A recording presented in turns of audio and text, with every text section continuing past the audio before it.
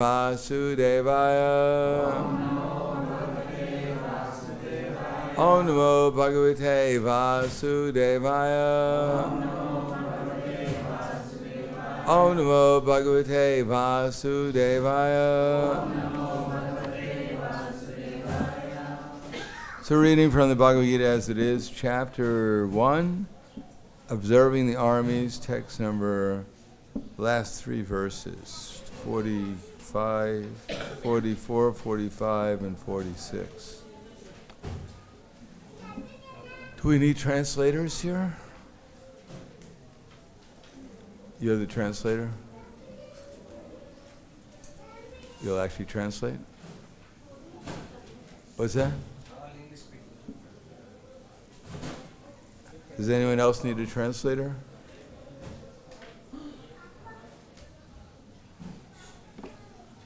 Everyone here speaks English?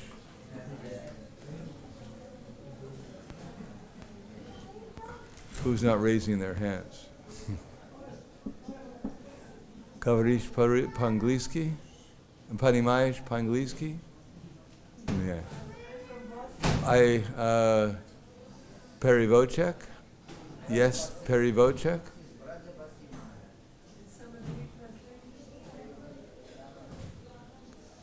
Kalyani, can you translate? Paruski. Ruski. What's that? Yes.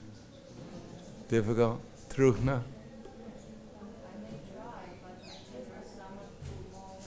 Is there anyone who's Yesli, Asoba, Gavrit, Pangliski, I Paruski?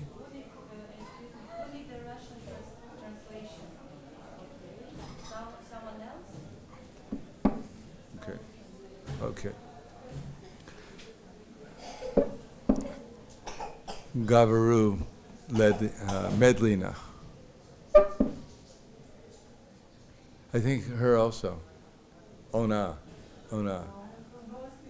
Bosnia, Serbia, Kakoste.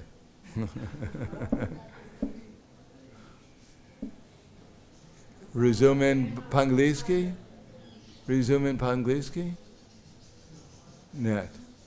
No, we need Serbian. Croatian, Bosnia. Anyone who speak Croatian, Bosnian, or Serbian? Yes. Resumen Ruski? No. Okay.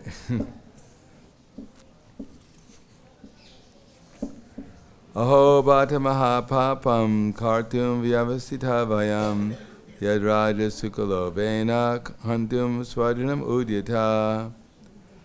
Alas, how strange it is that we're preparing to commit greatly sinful acts. Driven by the desire to enjoy royal happiness, we are intent on killing our own kinsmen. ¿Estás traduciendo? ¿Entiendes en okay. Purport. Driven by the selfish motives, one may be inclined to such sinful acts as killing of one's own brother. Only one class. Father or mother. There are many such instances in the history of the world. But Arjuna, being a saintly devotee of the Lord, is always conscious of moral principles and therefore takes care to avoid such activities. Text 45.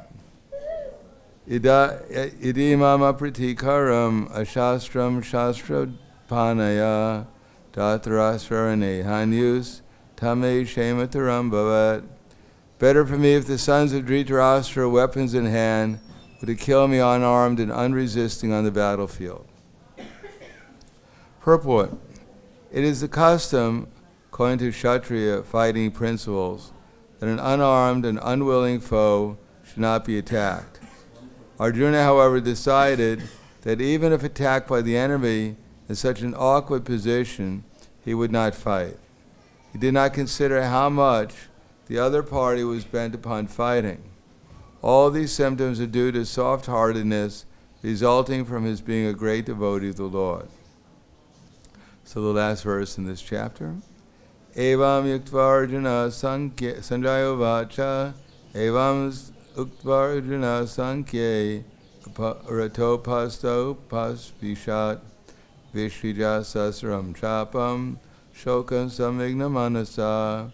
Sanjaya said, Arjuna, having thus spoken on the battlefield, cast aside his bow and arrows and sat down on the chariot, his mind overwhelmed with grief. Purport. While observing the situation of his enemy, Arjuna stood up on the chariot, but he was so much afflicted with lamentation that he sat down again. Setting aside his bow and arrows, such a kind and soft-hearted person in the devotional service to the Lord is fit to receive self-knowledge. Namo Vishnu Vidaya Krishna Prastaya Bhutaya Srimate Bhakti-Vedanta Swami Tanamane Namaste Saraswatam Deve Gauravani Pracharane Nirvishesha Srinivadi Paskatyade Satarne.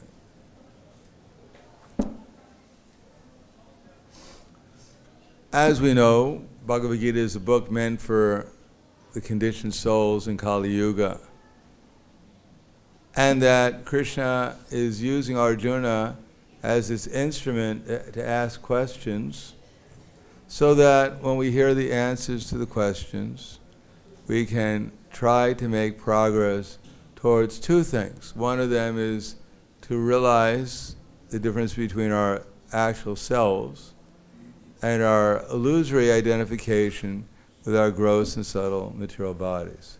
To Vistriya,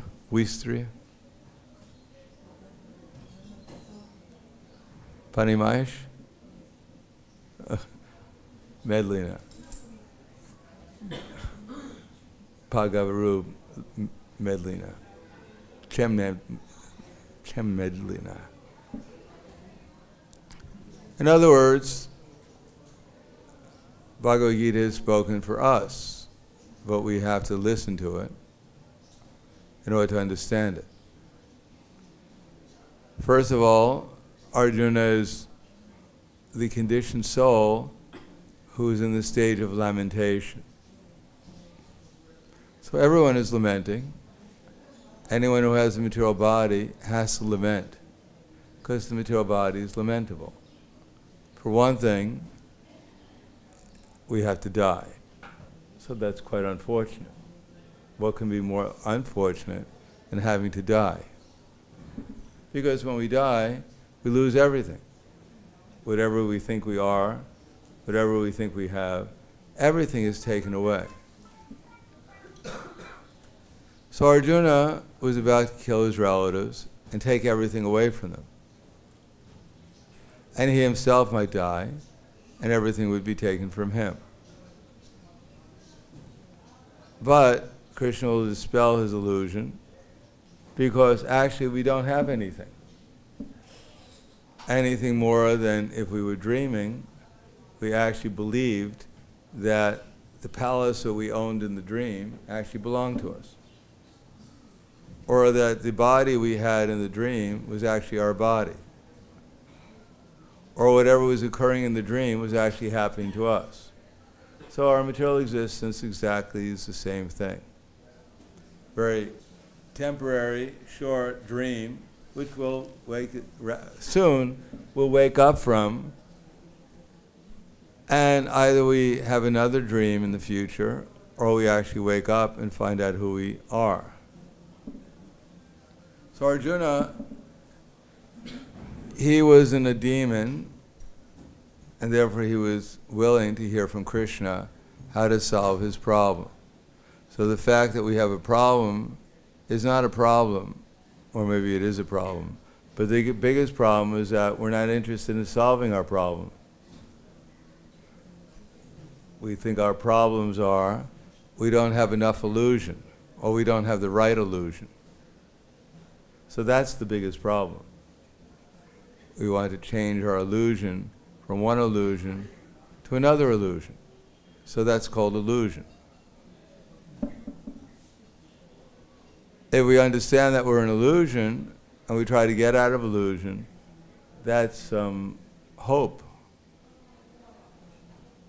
That's actually something positive. So Arjuna, we'll find out, he actually understands that he's an illusion, and he approaches the right person to get out of the illusion. So that's very fortunate. And at the end of Bhagavad-Gita, we can understand what is the result of hearing Bhagavad-Gita. So Krishna says at the end, Advaishtate tiyaimam dharmam sampadam avyo jnana jagnena tenaham ishtaksvam iti me mati. That one who listens with faith, well actually said, that one who studies the sacred conversation of mine worships me by his intelligence. So real intelligence means to hear Bhagavad-Gita. Now, people may identify intelligence with their ability ultimately to make money in the material world. Srila Prabhupada said one person's asking another person, are you intelligent? So the other person's checking his pocket to see if there's any money. And the idea being if there's some money in his pocket, then he must be intelligent. So that's one kind of intelligence, how to win friends and influence people. But there's another intelligence to understand that we're not this body and that we're ultimately eternal servants of the Supreme Person who exists not only in this material world, but also in the spiritual world, in his all-blissful form of Krishna. So that's real intelligence. And if we study Bhagavad-Gita, then we're actually worshiping Krishna with our intelligence. Because intelligence is ultimately meant to worship Krishna, and when intelligence is worshiping Krishna, then it's actually coming in contact with Krishna. It brings the soul into contact with Krishna. Because when we worship Krishna with our intelligence, then Krishna reveals himself within our minds, and in our minds we have the association of Krishna. Therefore Krishna asked Arjuna, or I told Arjuna, because you've listened to me, therefore you've been worshiping with your intelligence. And even if you don't take it very seriously, Shadavan anasuyascha shruni yad apiyo nara sopi mukta sabalokan prapnuvat punya karmana. That for one who listens with faith, and what does faith mean? Faith means that at least setting aside our speculations, that we have some confidence, whatever we're able to hear, that is actually real. For instance, in Bhagavad-Gita, Krishna explains that the body is changing. So that's within everyone's experience, that their body is changing. Can anyone say here that their body is not changing? Can anyone dispute what Krishna is saying, that our body is changing? But we ourselves within the body, what makes the body conscious, or who makes the body conscious, we're not changing. Because after all, we had our 5-year-old body, and that has disappeared. We've had our 20-year-old body, and that has disappeared. And now we have this body, and whether we like it or not, it's also going to disappear. But we haven't disappeared. Throughout all these changes of body, in spite of the disappearance of our previous bodies, we're still here. Therefore, the conclusion is that even after the final change of this body, we'll still be around somewhere. Now the question is, who's making all these arrangements? Because we're certainly not making the arrangement. No one is creating their next body. At least even as our bodies are changing, we're not changing bodies. It's being changed for us. So the question is, who's doing all this? So that's God. That's Krishna.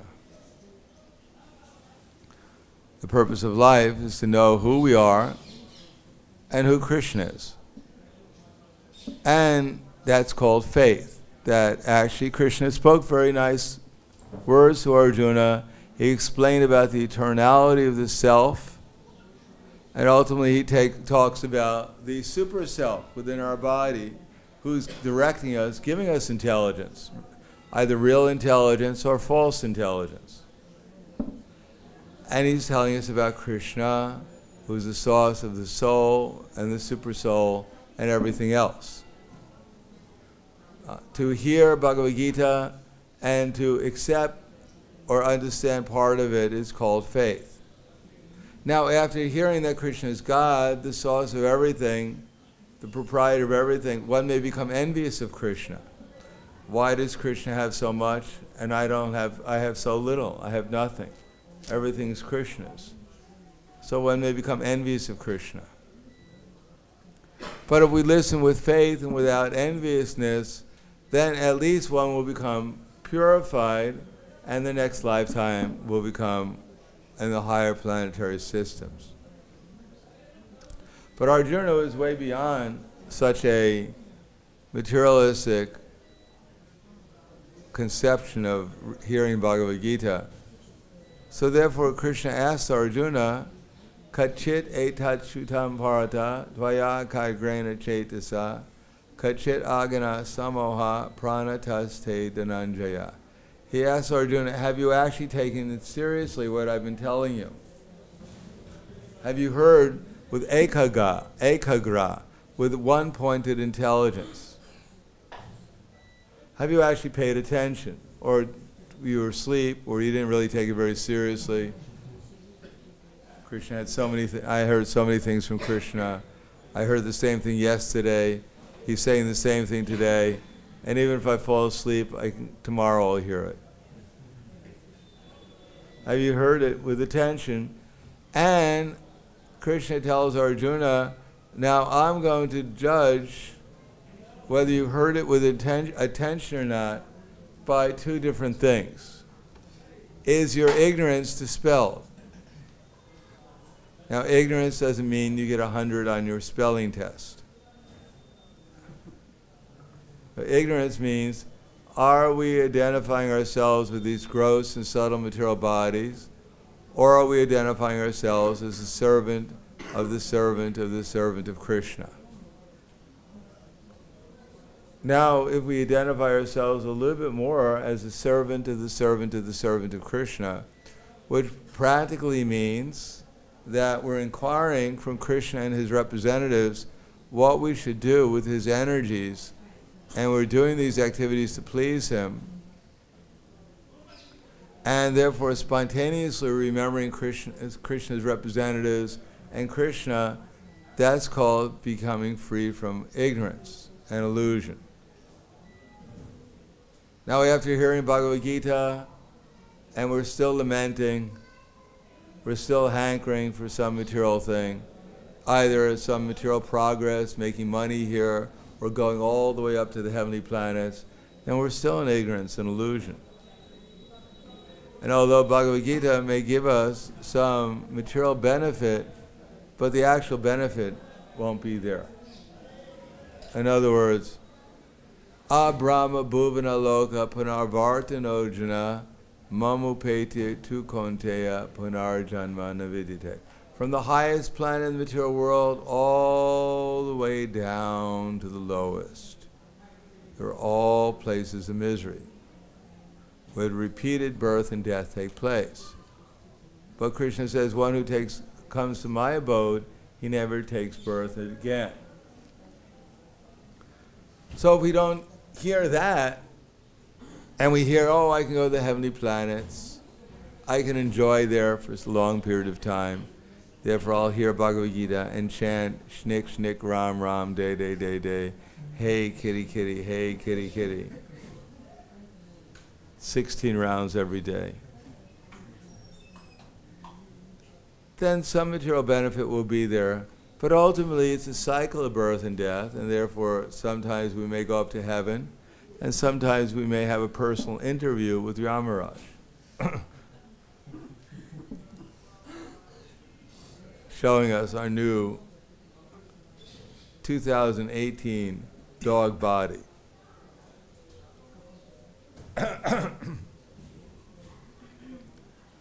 So Arjuna says, Arjuna vacha nashto moha smritira ladva, that I have actually listened and nashto moha, my illusion has now been dispelled. No longer am I thinking I'm just a gross and subtle body. I'm actually identifying myself as the servant of Krishna. Nashto moha smritira ladva. And now I remember again who I actually am. We are who we are eternally. There's no question of becoming anything else other than who we are. But we've forgotten who we really are. We've forgotten Krishna, and therefore we've forgotten who we are. Now, someone may claim, well, I remember Krishna sometimes. But actually, we're yet to remember Krishna. When we meet Krishna face to face, that's when we'll remember Krishna again. Oh, I remember you. You're Krishna, right? I knew it was on the tip of my tongue. Krishna. You have a friend named Radha. Radha and Krishna, right? All right. So when we actually remember Krishna, that's when our memory comes back. Then we'll remember everything, who we really are, what we're supposed to do. In the meantime, we're trying to wake up. We're in devotees, practicing devotees, are like in the stage in between deep sleep and just before we're waking up. We don't know quite what's going on or where we are, but we're not asleep and we're not awake. So that's called practicing devotional service. We're not completely asleep, but nor are we awake to who we actually are. And what was the proof that Arjuna actually heard Bhagavad-Gita? He says that tat prasada mayachuta stitosmi gata sandeha karishe vachanam tava. That now I'm prepared to fight and act according to your directions. So Arjuna was not just going like a warrior to fight in the battle of Kurukshetra and just kill people. He was going to kill people on behalf of Krishna.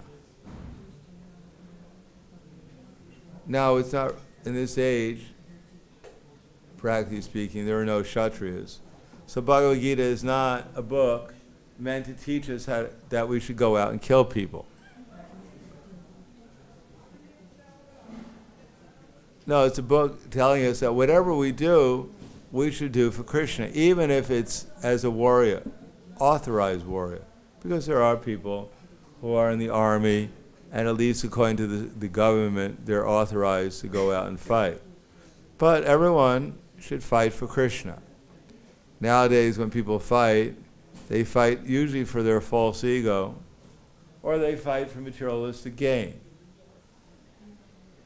So that kind of fight is not Krishna conscious. It's not for Krishna. It's the fight amongst the demons.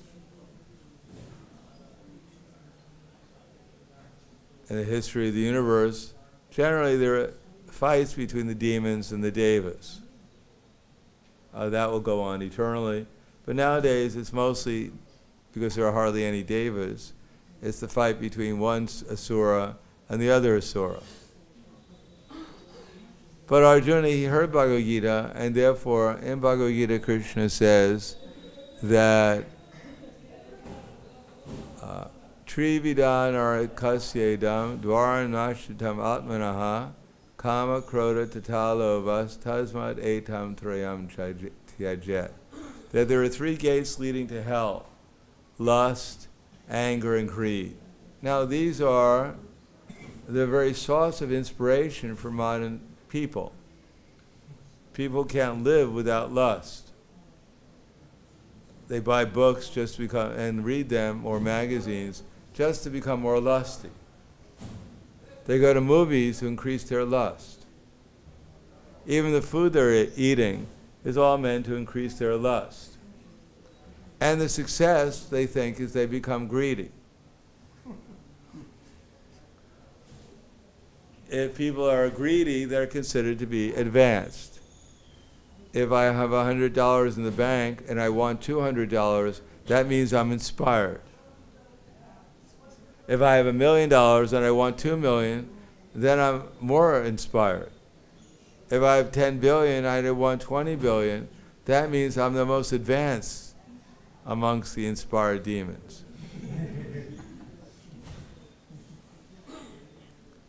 What can I do with it? All I can do is look at it and think, oh, now I have 20, but he has 40, I need 50. So that's called greed. That's considered success. Or as they have in a bumper stick in America, the back of a car, it says, whoever gets the most toys at the end of life wins. So modern society is meant to invent things, useless things that we don't really need, and get people to hanker, become greedy for them. And when they can't get them, or they lose them, then they become angry. Or if they see someone has more toys than they do, then become angry. So these are the gates that lead to hell, Krishna says.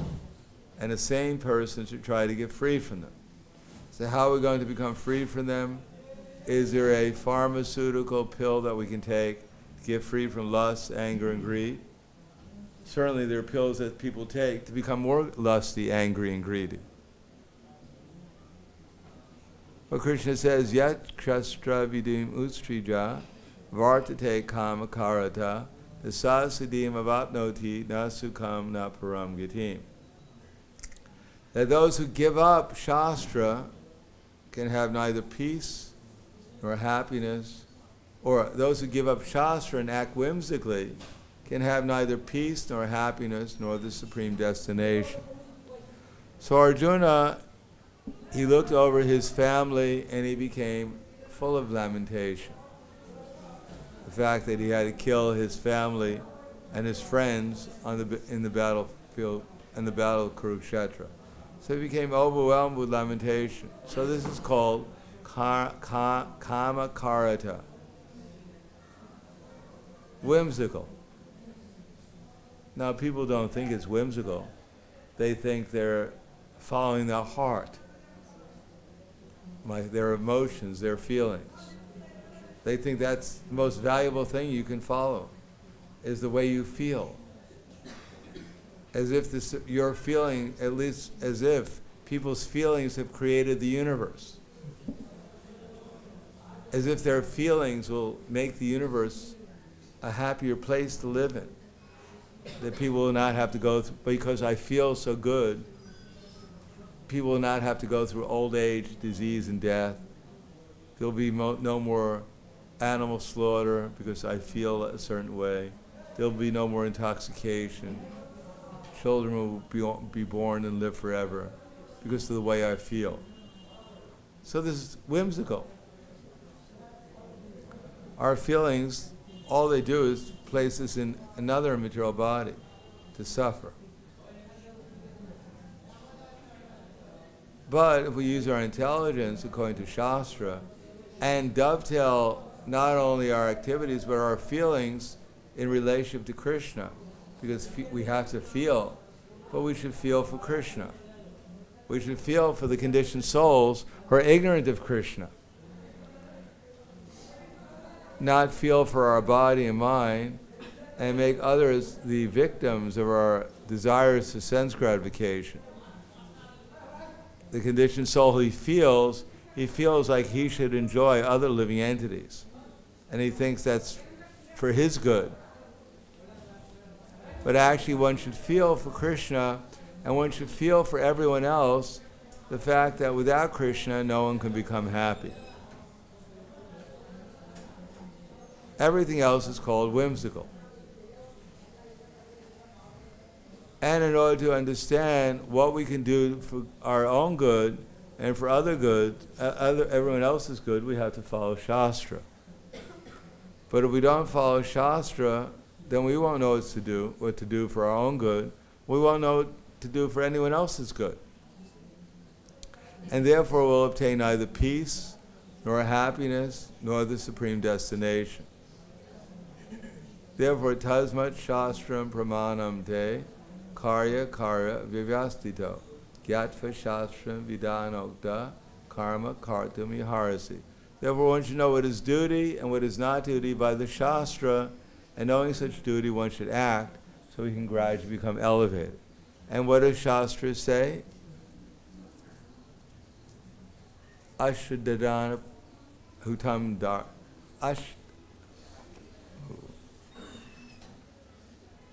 What is the whole conclusion of Bhagavad-Gita? That's right. Ashradaya hutam datam tapastatam kritam tayat sat ityuchate parta nat chat pretu no iya. Anything done as sacrifice, charity, or austerity without faith in the Supreme is useless both in this life and the next. So the conclusion of Bhagavad Gita is we may do so many things and we're always expecting a good result. Does anyone do anything not expecting a good result? Because our idea of a good result may be to satisfy our lust or our anger or our greed, and we think that will be auspicious. But here it says, and to satisfy our lust, our anger, and our greed, we give in charity. Just like someone has a family, more or less he's giving in charity to his wife and children, the results of his work, or to his friends or relatives. So everyone is giving charity. And everyone's going through austerity. To wake up in the morning and go to work is austere.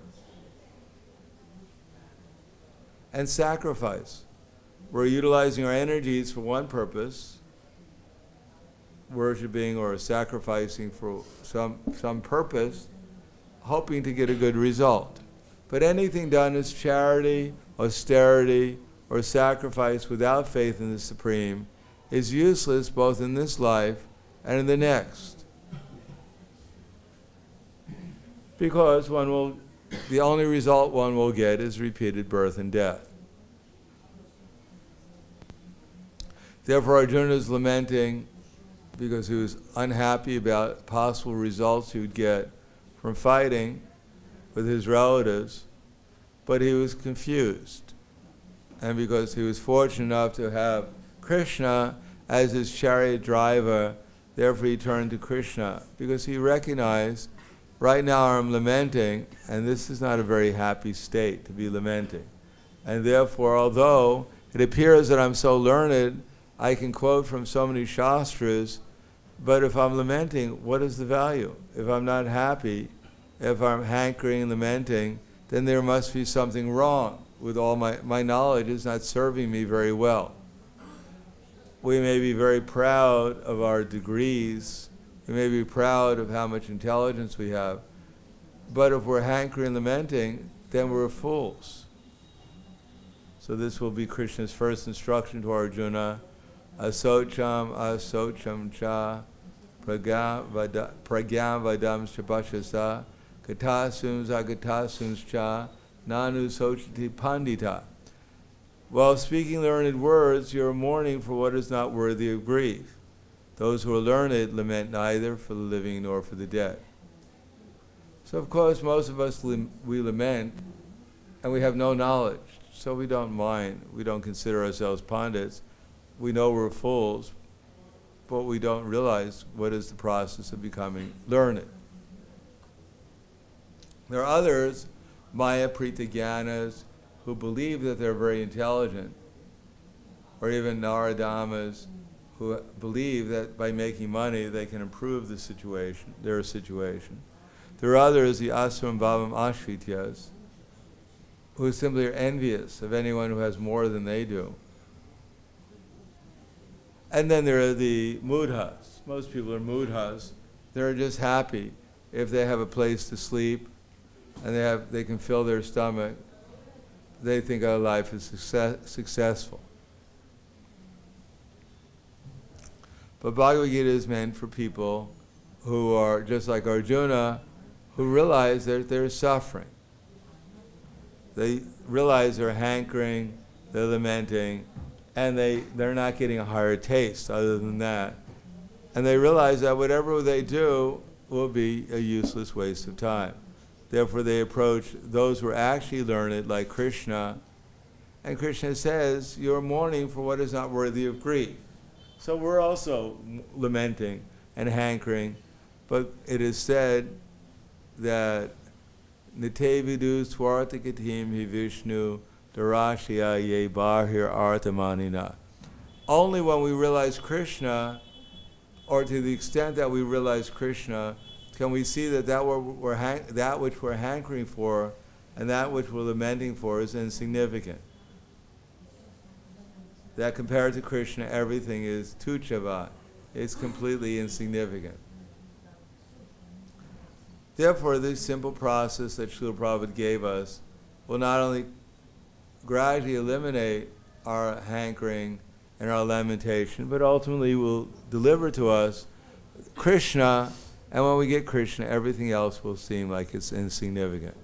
So this simple process of chanting Hare Krishna, worshipping the deities, taking prasadam, serving the devotees, living in a holy place, or preaching, creating holy places by preaching,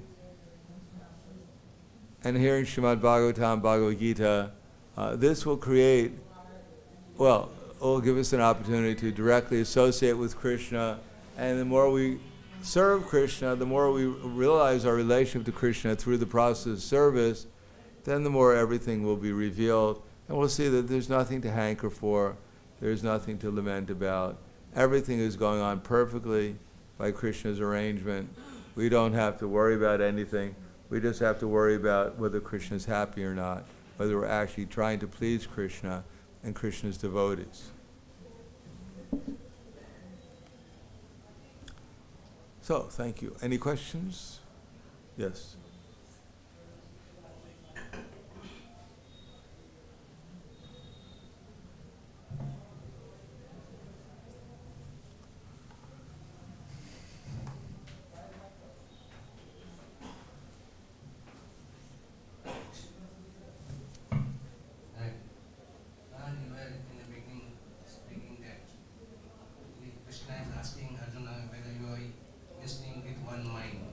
Yes.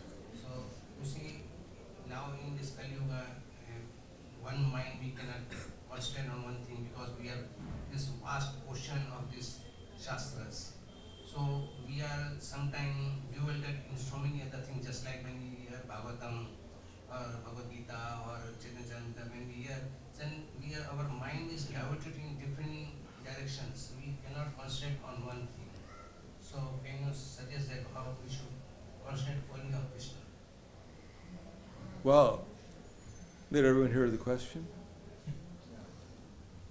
It's hard to understand how, if you hear Bhagavad Gita, the conclusion is to surrender to Krishna. You hear Srimad Bhagavatam, the conclusion is to surrender to Krishna. If you hear the Chaitanya Charitamrita, the conclusion is to surrender to Krishna. So how can there be any difference in mind by reading either Bhagavad Gita or Srimad Bhagavatam or Chaitanya Charitamrita? But we have to hear Bhagavad Gita, we have to hear Srimad Bhagavatam, we have to hear Chaitanya Charitamrita from an authorized source, those who understand the essence of each one of the scriptures. Srila Jiva Goswami said the essence of Srimad Bhagavatam, the Pratibhasha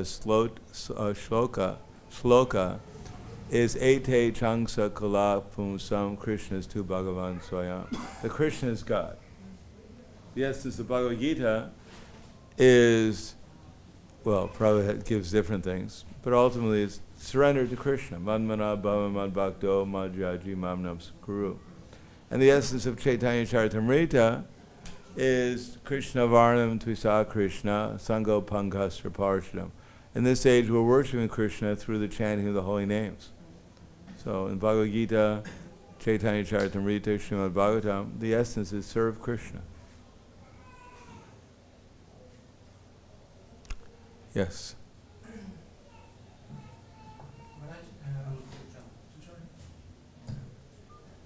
was just hearing very single-minded mind, and I noticed that when you mentioned this point, that people judge their intelligence, their with the Lakshmi and money and all that things.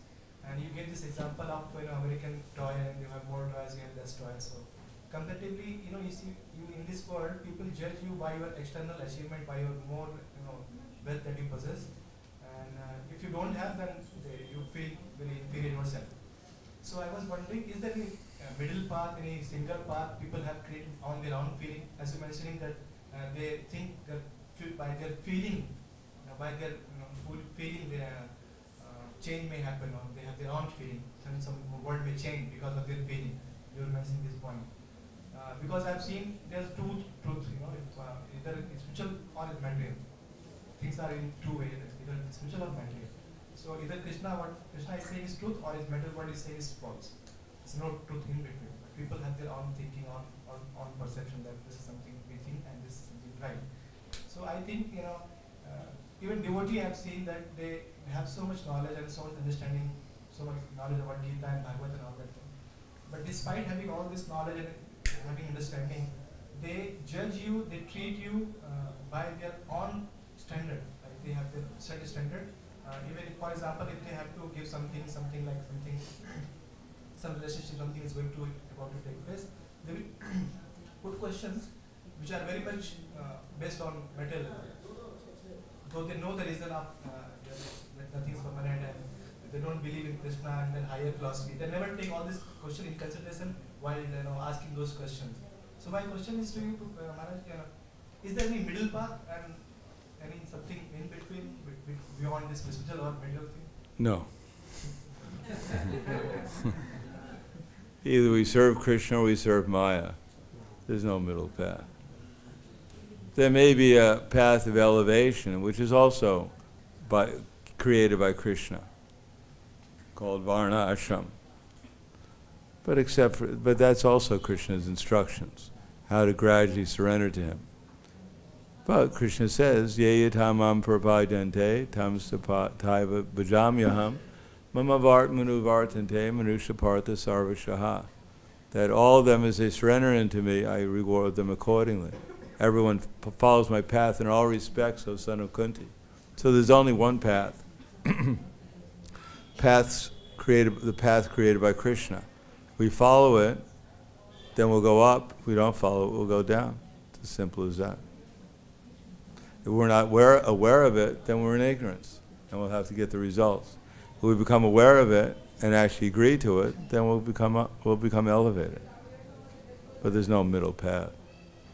I want to maintain my lust, anger, and greed in the material world, and enjoy in the heavenly planets, so I can go up. But unless I surrender to Krishna ultimately, to devotional service, then I have to come down again.